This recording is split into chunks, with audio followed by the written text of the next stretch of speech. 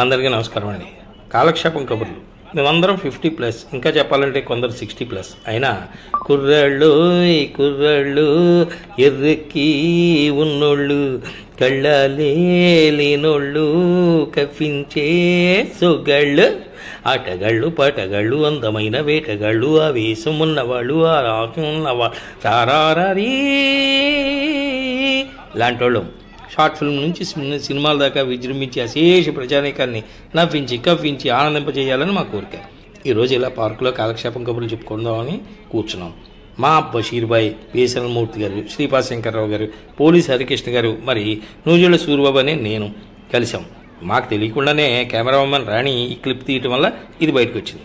ఏదేమైనా వృద్ధాప్యం ఉంది చూశారు, అది శాపం కాదండి, వరం. అనుకోవాలంటే ఏదో యావగేషన్ మనిషి అనేవాడు పెట్టుకోవాలి, ఏదో వ్యసనం అభ్యసించాలి. అది సమాజాన్ని భ్రష్టు పట్టించేదిగా కాకుండా సమాజ అభ్యున్నతికి పాటుపడే కళారూపాలతో కాలక్షేపం చేస్తే మాకులాగా మనశ్శాంతి ఉంటుంది, గృహశాంతి ఉంటుంది, మానసిక ఆనందాన్ని అందిపుచ్చుకోగలుగుతాం. అదే సంగతి. ధన్యవాదాలు.